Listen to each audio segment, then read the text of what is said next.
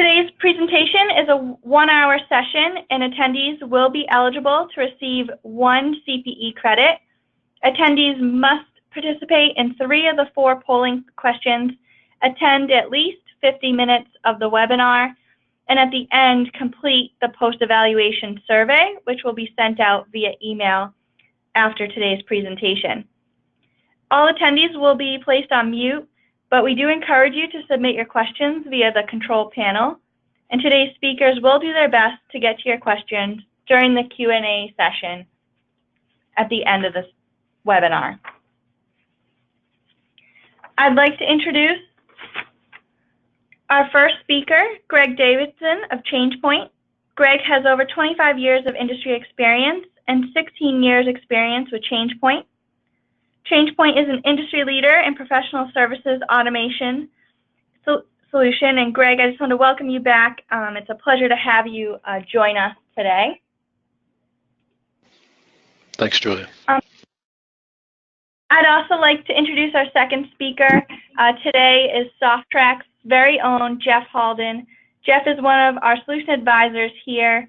He works with Softrax clients managing complex revenue recognition issues. Jeff, thank you as well for joining us. Yes, happy to be here. Thank you, Julia.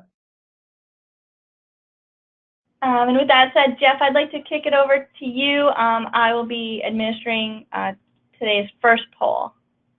Perfect. So welcome, everybody. We would like to start off and just sort of a status check, if you will, and find out where you all might be in dealing with this new revenue recognition standard. So if you could do your best to answer one of those, whether you're fully prepared and ready to adopt, you're working on systems and business rules, assessing the impact, believing it doesn't apply, or just running for cover, whichever of those makes the most sense for you, go ahead and respond to that. And while we're waiting, Greg, welcome. Great to have you here. Excited about our relationship between the companies and you know, your best of breed focus on this space. Jeff, thanks very much. Super excited to be here, and certainly very interested to see those that are attending, their feedback related to this particular topic today. It certainly is something that is, I think, very important in the industry. So I'm looking forward to getting through this and certainly answering a lot of the key questions that we have. Yeah. Okay, it looks like the results are up. Thank you, Julia. And it looks like, you know, roughly half are sort of assessing and trying to understand maybe what it is they need to do.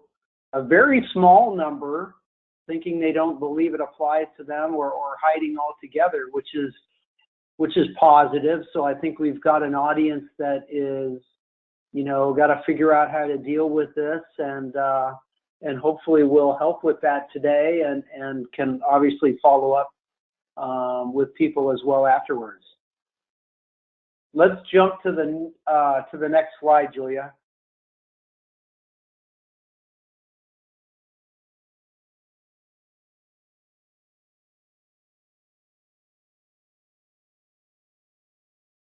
Julia, are we moving?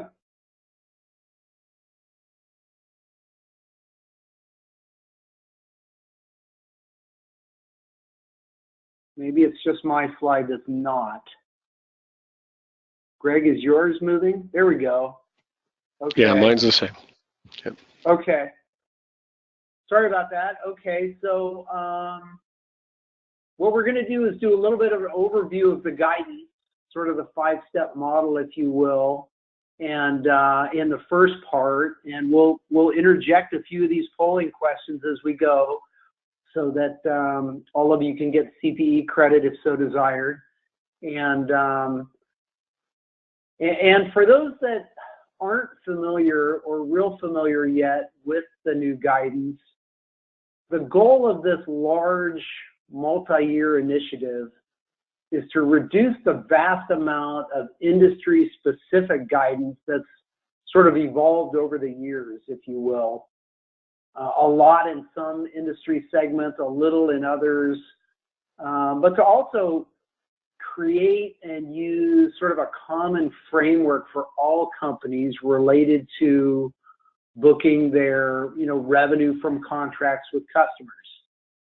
So it's focused on, customer revenue. There's a lot of other revenue types companies might have. This is focused on revenue from contracts with customers. Additionally, this guidance was a joint initiative, so it's really bringing together U.S. GAAP and international guidance for comparability across, regions of the world, whether for companies who are consolidating international operations and financial statements, or, you're as an investor trying to get a feel for how companies across an industry are doing that report currently under entirely different methods. So, huge initiative, as you can tell.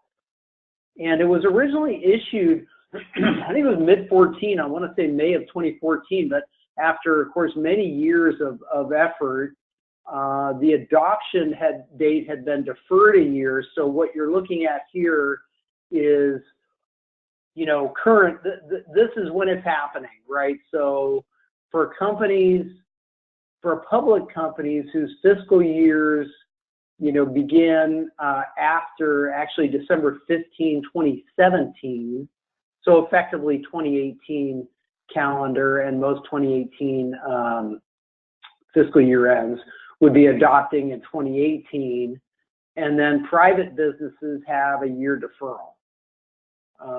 So that's sort of what it looks like, at a high level, what it's about. Julia, let's jump to the next slide. So the basic framework of the guidance is, is structured around 5 steps for determining proper treatment of revenue related to contracts with customers. And we'll walk through each of these a little bit, so I won't spend a lot of time here. But as I mentioned, there are certain revenue types that are excluded from this. So there's an entirely new set of guidance for managing lease revenue, for instance, which is next year. There's different guidance for insurance contracts, for financial instruments and investments, for certain types of guarantees. So, there are other elements of guidance related to revenue, but generally, normal customer-related revenue would fall into this guidance and this framework that we'll talk about through the next few slides. Let's move ahead, Julia. Okay, back to 1. So step 1, identifying the contract with the customer. So, the concept here is you've got an enforceable agreement. It might be a standard of practice. It might be sort of implied or an oral practice, but it's been approved. It has identifiable goods and service, and where collectability for your, delivery, if you will, is probable. And this last step is sort of a change in how companies tend to think about it now, where under the new guidance, if there's some question or you don't think that collectability is probable, then you really don't have a contract to start with. You don't wait to assess that issue later, after effectively having booked a contract receivable and begun delivering on those on that contract. So this is sort of, the first step is identifying the contract and getting to a position of where you're going to be able to, determine the price for that contract. And so, Greg, question for you then for PSA solutions, and of course Changepoint in particular. How do you guys help companies sort of manage contract data support, the data elements that they might need to make this kind of an assessment? Jeff, that's a fantastic question. First off, with Changepoint for our professional services organization, it really is about the life cycle, that order to cash process. And so we track a lot of that information early on in the opportunity phase. And a lot of that information is transferable into the contract. So we're creating what I'll call efficiencies for our organizations to be able, through that life cycle, to make sure they have the right information by the time they get to a signed contract.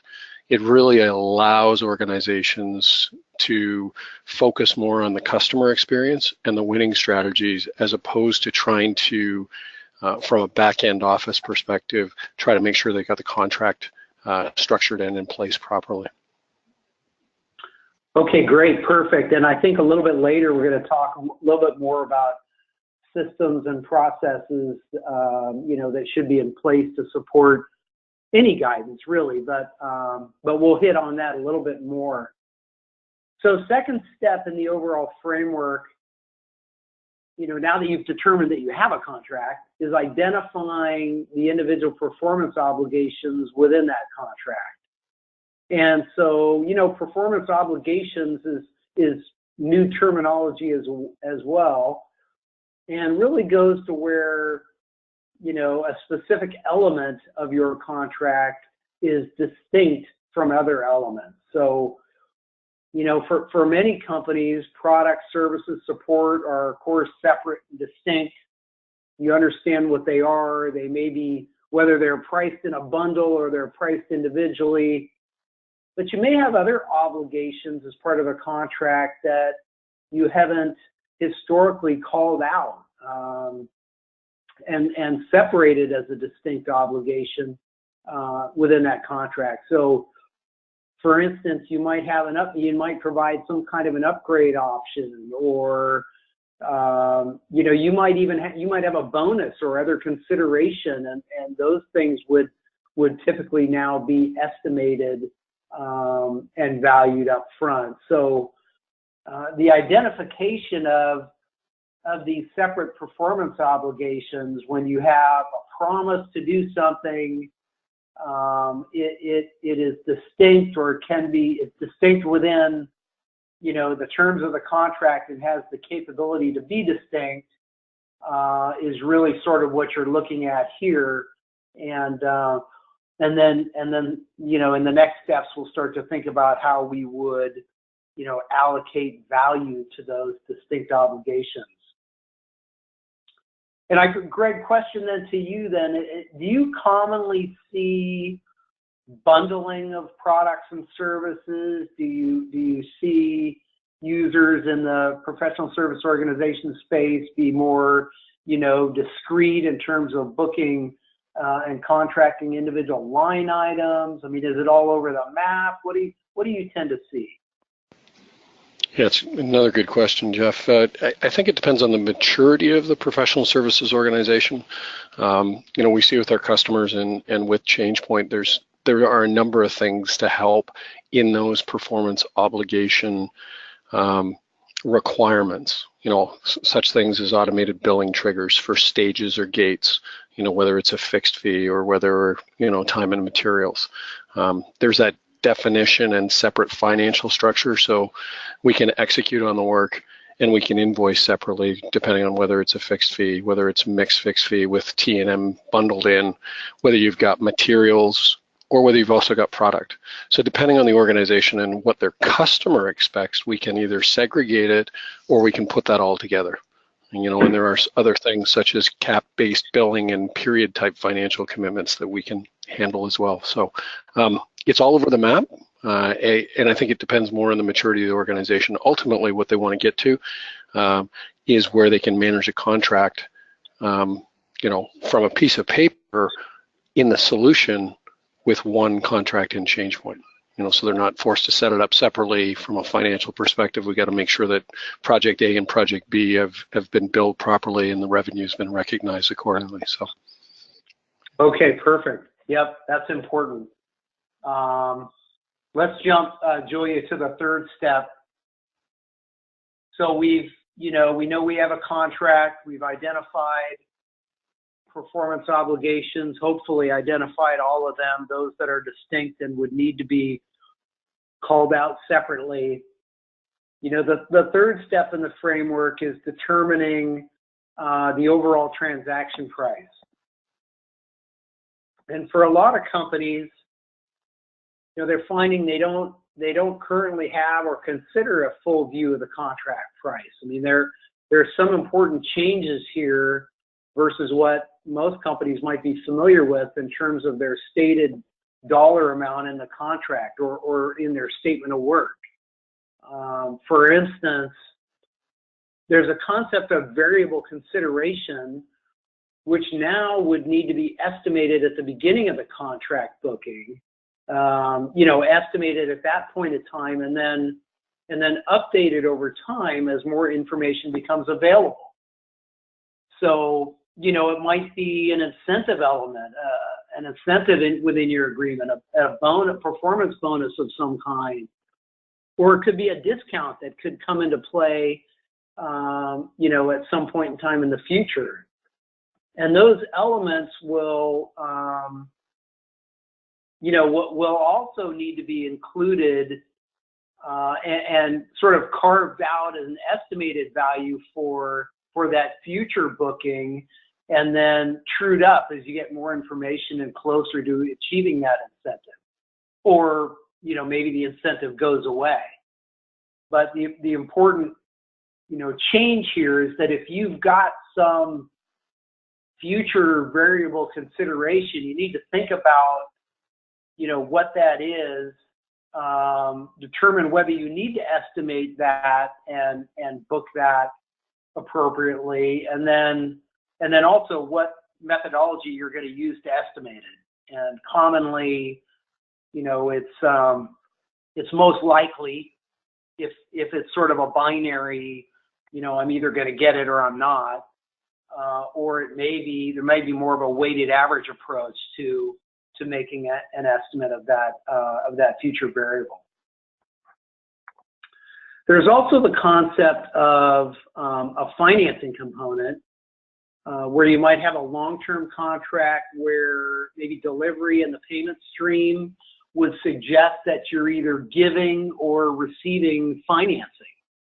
And now under the new guidance, whereby previously that may have just not even been considered in that manner. If it wasn't, clearly a financing arrangement, it might not have ever even been considered. Now you would carve out, to use maybe some of our system language, you would carve out the interest element of that arrangement, of that contract, and treat that as interest income or interest expense, depending, of course, on which way it's going. And the remainder would be treated as your, regular contract revenue. So effectively, some of that revenue sort of falls below the line, if you will, and it becomes maybe interest income to you. That can have an impact on a lot of things, including, revenue goals, maybe bank covenants. All kinds of stuff can be impacted by some of these changes within the guidance on how you're effectively booking and managing revenue. So a number of things to think about in that regard. And Greg, is this an area, professional services organizations, when I was in that space, we did have, in many cases, performance bonuses. We didn't treat them, any differently than a regular contract sort of upside that showed up later. But is that pretty common in the industry? Jeff, I would say that's probably becoming more common. Interestingly enough, I think that we talked about maturity a little earlier on, and I think that's what ultimately professional services organizations are trying to achieve, whether that performance bonus is contractually related or whether it's internally related with the resources that are being utilized on those projects. Such things as margins certainly impact that revenue recognition as well. So, a couple of things within Changepoint: flexibility for organizations to structure that variable delivery of service, being able to monitor the performance, as you had mentioned, with regard to those projects, to make sure that they can meet those performance obligations. Those are critical components, and certainly something within our solution that we can handle, regardless of whether it's, in again, that framework of the contract, whether it's mixed, fixed fee, or time and materials based, or product oriented, or even a managed service. An important aspect of what they're looking for. Great point.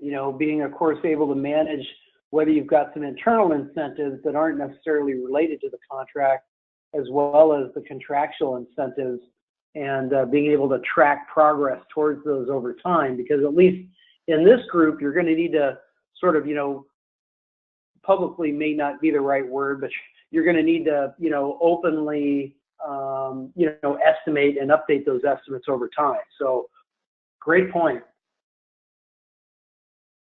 Moving on to step 4. So now that we've identified the individual performance obligations, we've got to, understand the contract value. Step 4 would allocate that contract value, that transaction price, if you will, to the separate performance obligations, those that you deem as distinct, which we talked about. So for many companies, software industry comes to mind. They do this currently for multi-element arrangements, and under some fairly complex guidance around determining what VSOE is, vendor-specific objective evidence, for some of their elements. And the new approach here uses a concept of standalone selling prices versus those old, whether it was VSOE or BESP, best estimates, etc. And the goal now is to assess the price under which you've sold the elements separately, historically, and under common practice, and then be able to allocate that total contract relative to those standalone selling prices. So, again, going back to software, where you often had this residual method, and the residual method was, we just couldn't really assess what it would be. We never sold something, independently, or it was just sort of all over the board. It was it was always just the remainder, and it got the net amount left. Well, the residual method is going away. I mean, except for unusual cases, but the intent was for it to largely go away. And again, to develop a common methodology for managing the allocation of the transaction price to these individual performance obligations based on a relative standalone selling price methodology.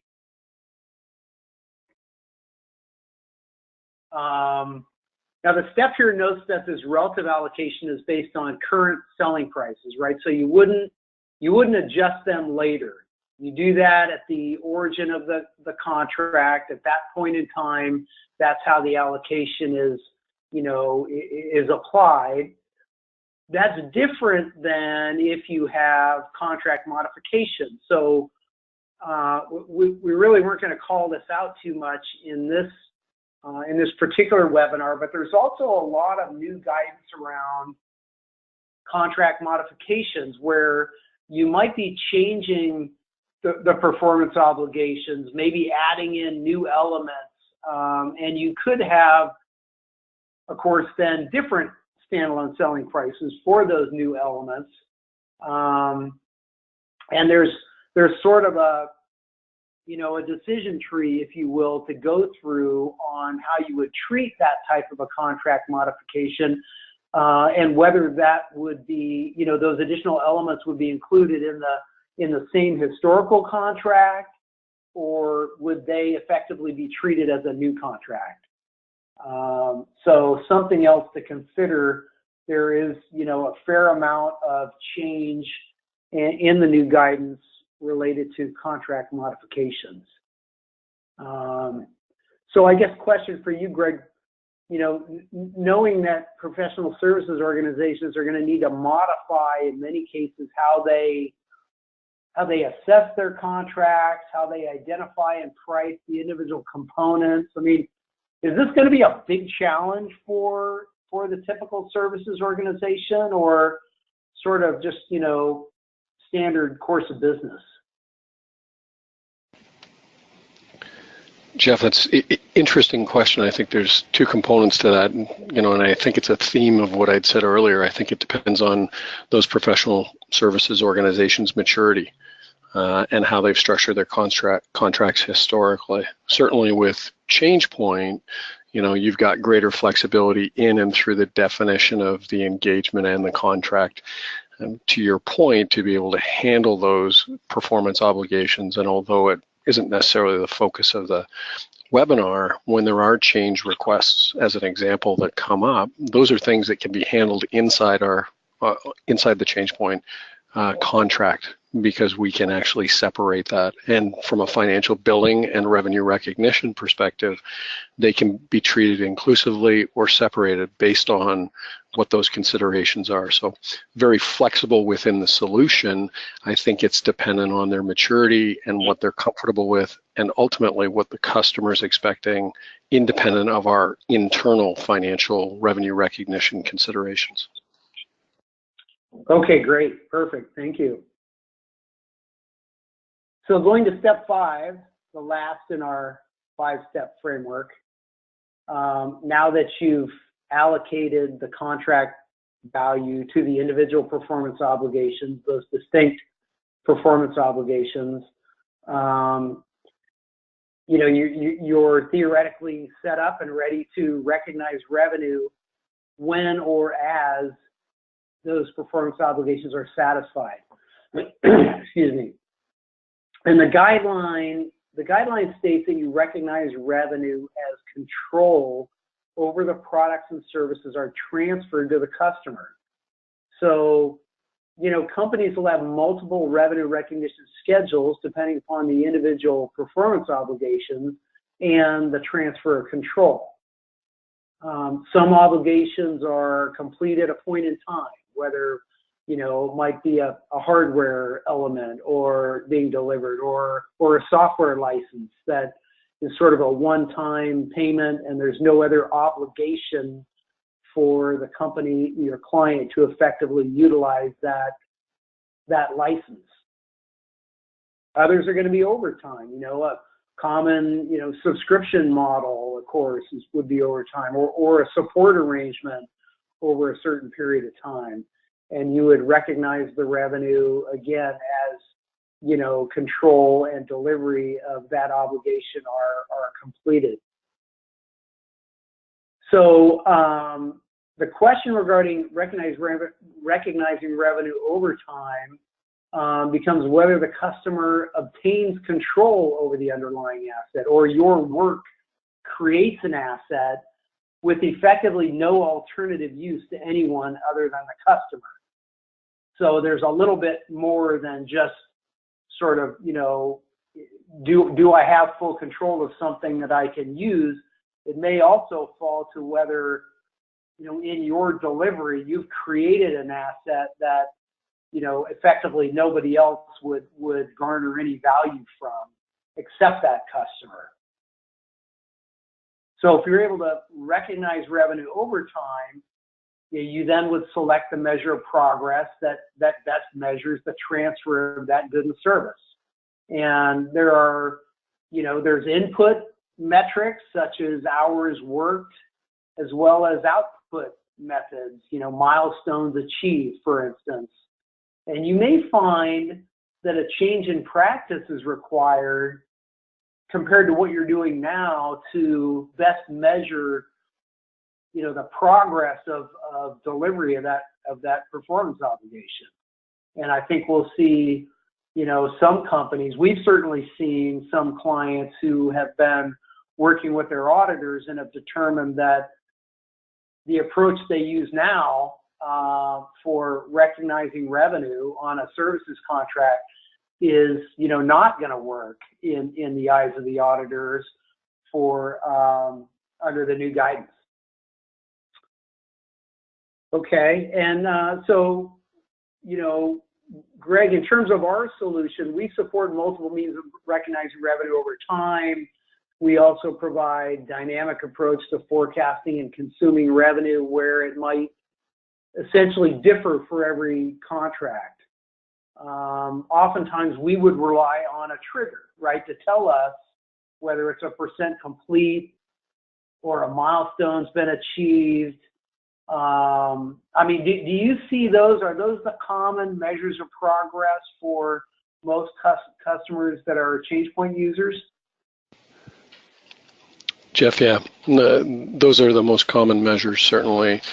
The definitions of those gates or stages and the timelines for the delivery are certainly things that our customers are interested in tracking, both from a progress perspective internally, but from a revenue perspective financially, as well as cadence within the organization, delivery of those performance obligations. Where are we at percentage wise? And so you see a lot of our customers moving to more of a managed service model or a milestone based model rather than the time and materials where it can become variable. They want shorter bursts or stages in which they execute against that performance obligation. Okay, perfect. Yeah, a lot of flexibility is going to be key here. Okay, so that's the framework. That's sort of a lot to go through. And there are many new issues for companies to consider related to adopting the new revenue guidance. So let's go, thank you, Julia. Let's go to this is a multiple selection poll here. Try to get a feel for where the concerns are from our audience members related to these concepts. So select all that apply, I guess, that feel like concerns for you as you adopt or assess the impact of the new guidance on your organization. Oh, and just a note here, so item D, we didn't really talk about this specifically yet. Capitalizing costs is a new element of the guidance where you would, potentially versus expensing, you'd capitalize a cost and you'd amortize, you'd expense that over time. I think we'll touch on that a little bit more.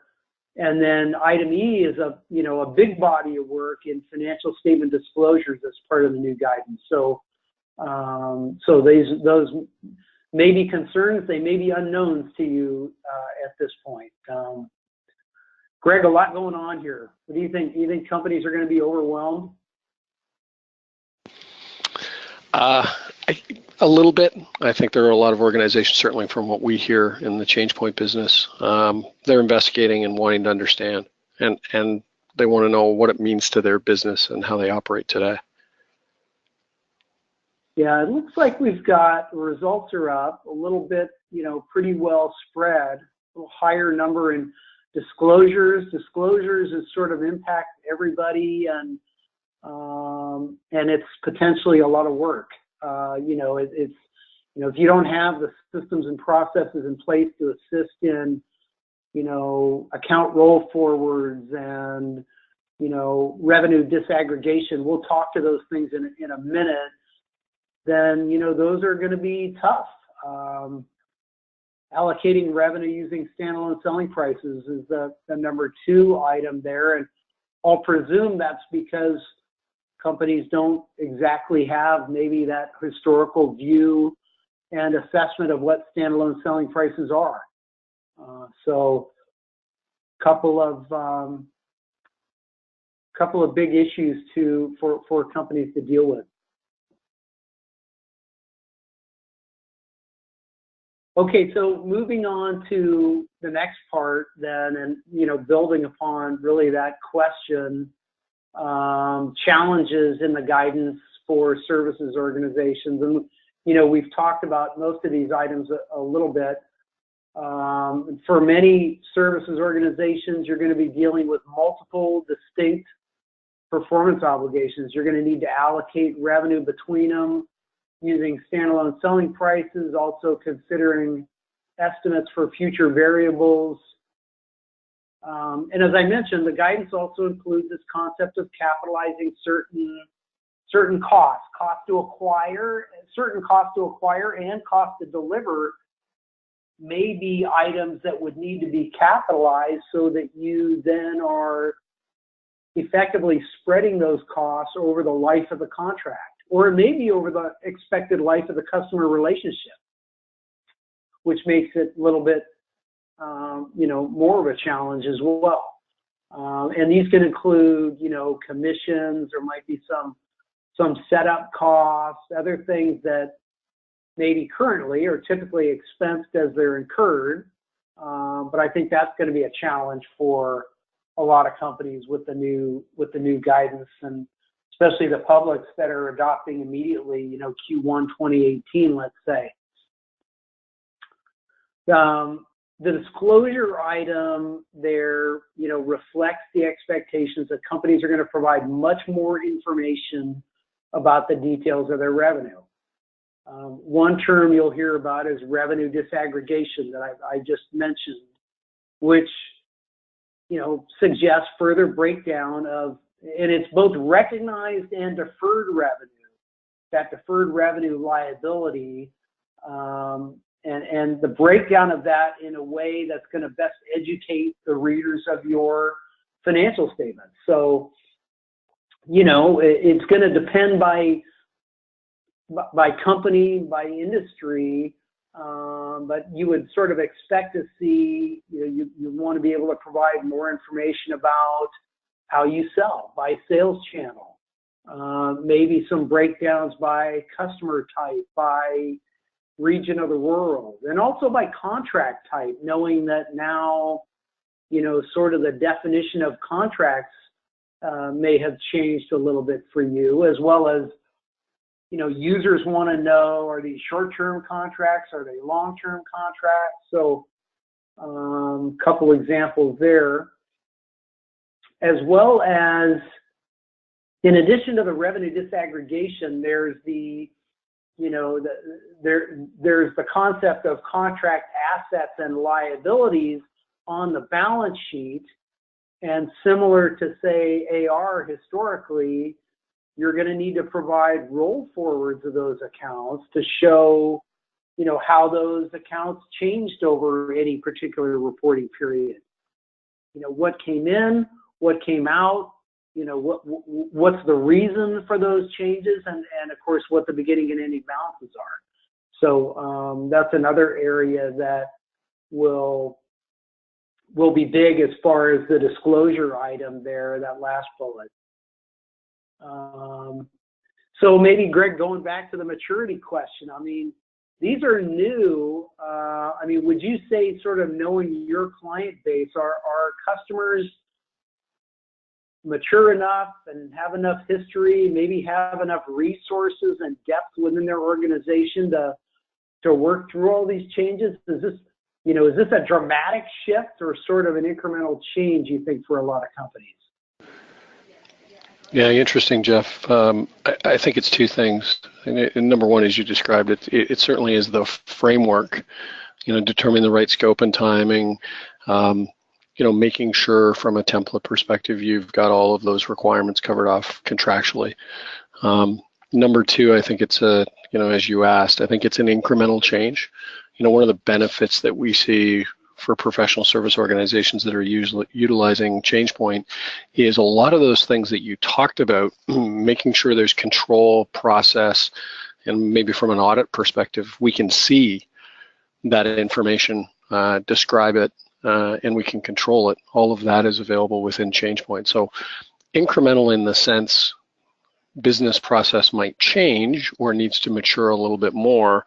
The benefit that a lot of our customers have is that framework is there to make them successful, to be able to handle these challenges so that they're not, seeking other methods to be able to track that information, whether it's via spreadsheets or, external document management, those type of things.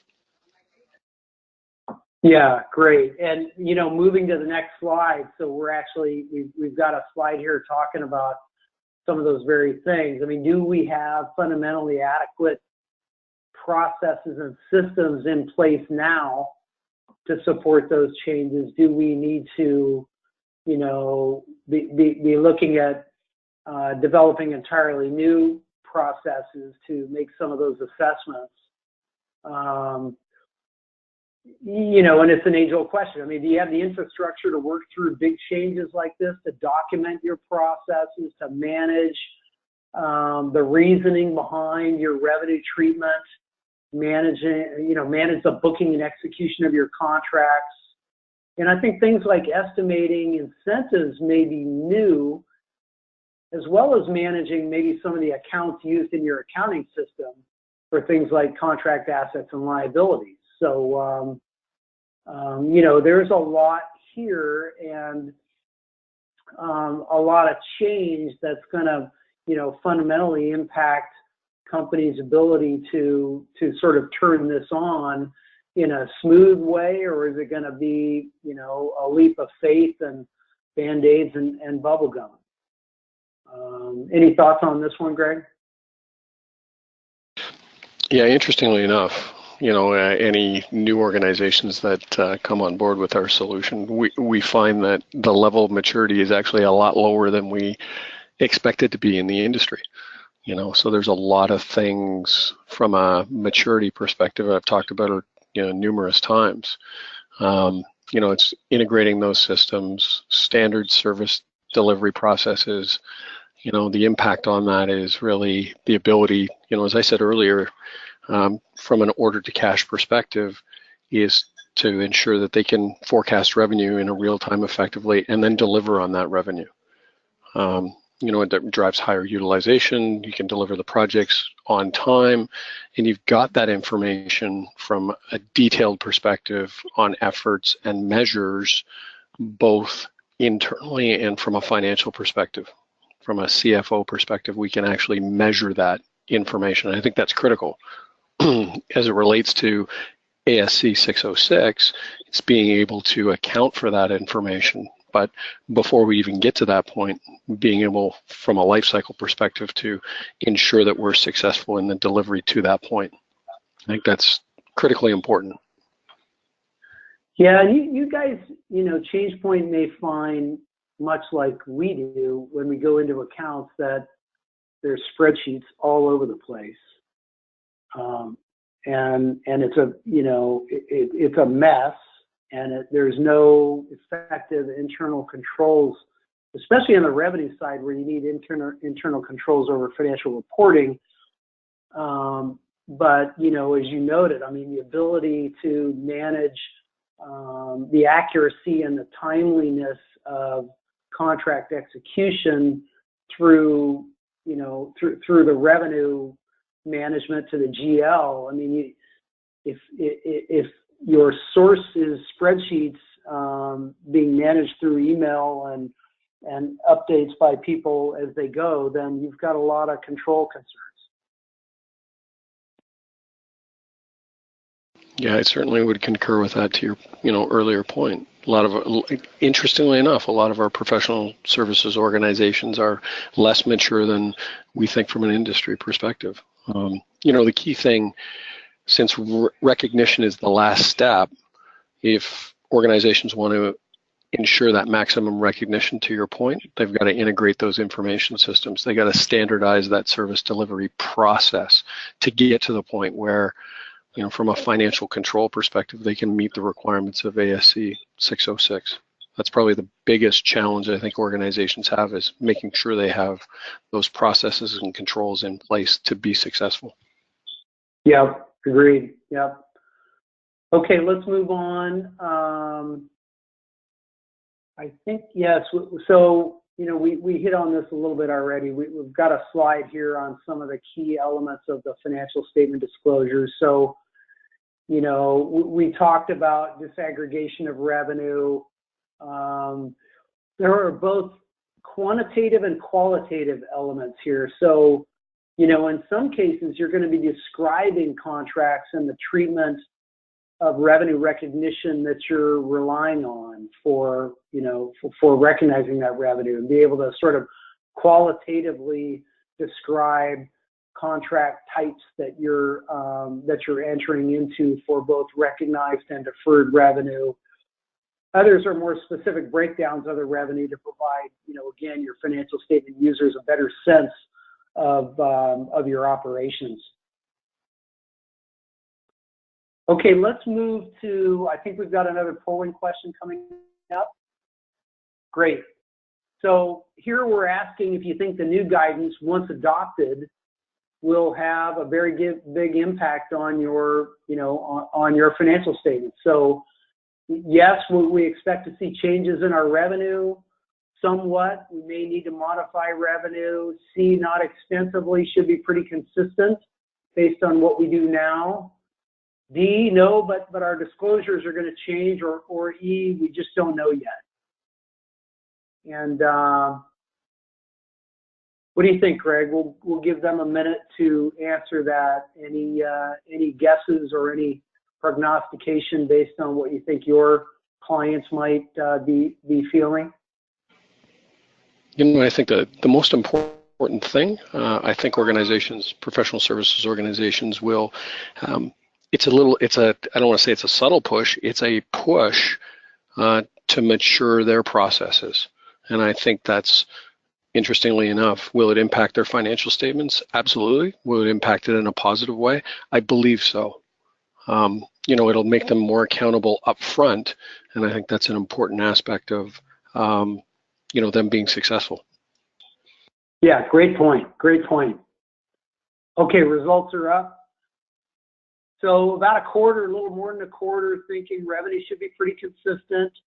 A good chunk expecting changes or at least some modification of revenue, and almost a fifth there just not knowing yet. So still have some work to sort of figure that out. Pretty evenly spread. That's interesting. Okay, let's move to part 3. And Greg, let's talk a little bit about professional services automation and what Changepoint as a market leader can provide to services organizations. And I'll just sort of let you tackle this or comment however you like here. Okay. So I think from a professional services automation perspective, generally speaking, information organized on how work is distributed and resources are divided is critical, and certainly, I mentioned it earlier, controlled. That's the most important aspect. It's the organization and control. From a financial performance perspective, it's planned in advance and it's tracked at a micro level. So the organization, the key word that I like to use is real-time visibility and transparency within the organization. That's the value of professional services automation from a financial perspective. CFOs are often guided and want to understand at that micro level, but have a tough time getting there. Jeff, to your earlier point about managing in spreadsheets, they often don't get that until, let's say, end of month or end of quarter after the end of the quarter, when in reality they can have that information with automation. They can have that real time, and that means on a day-to-day basis. That's fantastic. It also, from a professional services perspective, when we're tracking the hours, costs, and revenue, it provides performance analysis at any level. That's critically important. Hours, costs, and revenue estimates can be at a detail level, and they can provide, that roll-up that gets you to that invoice detail. Obviously, the supporting information behind it. And with the automation, you're going to get the support of greater work assignment methodologies and standards and operational best practices. So what you bring to the table in that visibility and transparency is you're actually improving your business process. You're more efficient. What you're likely to do is to gain greater financial opportunity. It certainly relates to ASC 606. Generally speaking, from a PS automation perspective, it's going to give you that greater financial opportunity because of all of these things that a automation tool such as Changepoint can provide. And the last thing I like to talk about is because you've got that information from a structure, from a contractual perspective, there's processes in place, you're reducing the churn all the way through the cycle from order to cash, regardless of whether it's in the opportunity, executing on a project, right down to those, what I'll call those invoice disputes.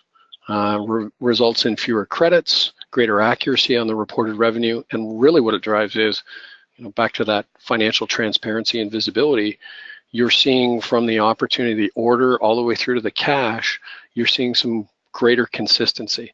You're able to have what I'll call real forecasts, and you can likely meet those forecasts because that information is real and tracked. Okay, great, very helpful. Let's move to the next slide, Julia. Okay, I'll talk to this one, obviously. I mean, a little bit more about Softrax. And for those that aren't aware of revenue automation solution, a couple points about the support we provide, both for current and new guidance. And effectively, it's, full execution of revenue management from that initial order through to journal entries in the GL. So, a lot of companies sell a bundle, or what they'll be viewing as a bundle because it's multiple performance obligations. We can effectively take that one item and automatically create and separate the performance obligations. We assist in the calculation of those standalone selling prices and store those and use those for allocating contract values to the individual performance obligations, provide, of course, forecast and revenue recognition for each of those obligations. Really best of breed BI level interactive reporting, and again, manage the journal entries on through to onto the general ledger, and a lot more. So I would just say if you're somebody looking at or feeling like you should be looking at solutions to help you in this area, just reach out to Changepoint and to Softrax. Let's move to the next one, Julia. Okay, a little bit about sort of how we fit in. I'll comment on this, Greg, and then I'll hand it to you. Softrax sits really as a revenue subledger, if you will. So, we would bring in revenue and cost items. We would bring in whether it's unbilled or billed, and we manage unbilled revenue to billed revenue. We bring in signals to recognize revenue, maybe from those fulfillment events, from those milestones or percent complete triggers coming over from Changepoint, for instance, and we manage all the elements of dealing with that revenue as a subledger, and then effectively create the journal entries to go back out to the GL. We actually allow multiple ways that you can integrate in. I mean, ideally through automated APIs, so all this stuff happens in a very automated, high volume world. And there are some companies, whether it's bringing in transactions or it's bringing in what we call post-processing events, can use spreadsheets to do that as well. So a lot of flexibility in our solution on how we integrate in, and we're ERP agnostic in that sense. Greg, why don't you cover your footprint a little bit so people know sort of where you fit in? I know this might not be the best graphic to help with that.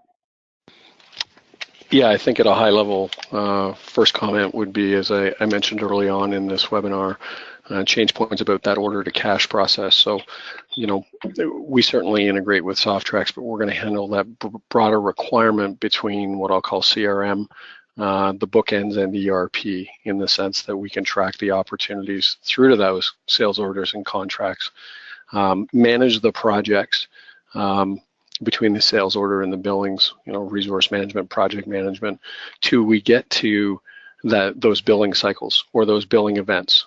and certainly triggers between Softrax and Changepoint allow that information.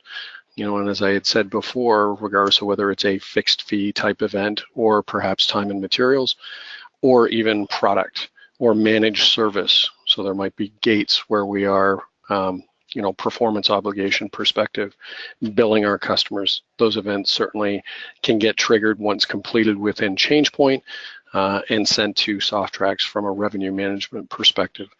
We see our integration between Changepoint and Softrax to deal with more of the complex contract requirements, as I talked about, more of those fixed fee, deliverable type, annuity and maintenance-based agreements. Managed service is a good example of that. And that's where there is a strong integration between Changepoint and Softrax. Certainly we cover the life cycle, as I said, order to cash, recognizing and billing and invoicing from Changepoint, but that integration with Softrax provides with greater visibility and financial conformance with that integration between the two organizations. Okay, great. And let's move to the next slide, Julia. I think we've hit on this. As we both noted, it's best of breed solutions from professional services automation through revenue management. And to your point, I think earlier, Greg, on that last bullet, really enabling your organization and your finance team to focus on the right thing, building your business, optimizing your operations, and not being having to be overly concerned about allocating revenue on spreadsheets and all the risk and complexity that we see with companies trying to do it that way. I don't know if there's anything else here you want to add on this slide, or you think we got it. Yeah, I think really quickly, just two things, to impress the points or the bullet points that are there. It is about what I'll call financial visibility and transparency. That integration between Changepoint and Softrax provides that. What it does is it provides greater financial opportunity, and that is as a result of maturing those processes and certainly to align with the new standards ASC 606. Organizations who take advantage of an automation tool in conjunction with Softrax will see greater benefit. They'll see greater financial opportunity. I think that's the one thing that I would say is important for professional services organizations at a summary level. Agree. Okay, let's jump to the last polling question. We got to get these in, make sure people get CPE for attending, and we appreciate everybody attending. So, considering the best practice of an integrated solution, where do you feel most exposed in the professional services automation, revenue management, and the new guidance? An integrated solution, perhaps. D, we're assessing, may need more help. E, we've figured it all out, we're well under control. Let's quickly answer that so we can meet the objective of the CPE credit requirement there. What do you think, Greg? I think everybody is going to say C and D, C or D. Yeah, I was going to point to C directly myself. We'll see what everybody says, but that's where I would hedge my bet. If I were to put any money down on it, that's where it would be. Well, knowing we're almost out of time, Greg, what would you say? Final comments? Anything you want to give? Last, second advice to our participants today? I think from a Changepoint perspective, the one thing I would call out really quickly is that it is the delivery model of our solution is flexible, whether it's SaaS or on-premise. Organizations, whether they're small or large from an enterprise perspective, can get value out of a professional services automation tool like Changepoint, and certainly in conjunction with Softrax as we see as a partner with our customers that we have. Yeah. Okay, so the results are up. I mean, I would just say, don't wait. You may have already waited. You may be trying to figure out how to proceed. Get help. Contact us to talk about it. If you have, if you have an audit firm, obviously you're going to need to be working with them. But whatever you do, you know, select a couple people in your team to build a project plan, to get through some assessment of your contracts and understand the impact, and reach out to us for help. And on that point, Julia, I'll turn it over to you. Thanks, Jeff, and thank you, Greg, both of you, for joining us today. Just a quick reminder, if you are interested in CPE credit and you answered all the polling questions, keep an eye out on your inbox. We'll be sending out a post-evaluation survey and also a link to the handouts and also a recording of today's session. And then just a quick reminder, we have an upcoming webinar in December, a revenue recognition panel. We hope you can join us next month. And thank you all for attending, and hope to see you in future presentations. Great. Thank you all. Thanks, Greg. Appreciate your time. Julia, Jeff, thanks very much, and thanks for everyone's attendance today.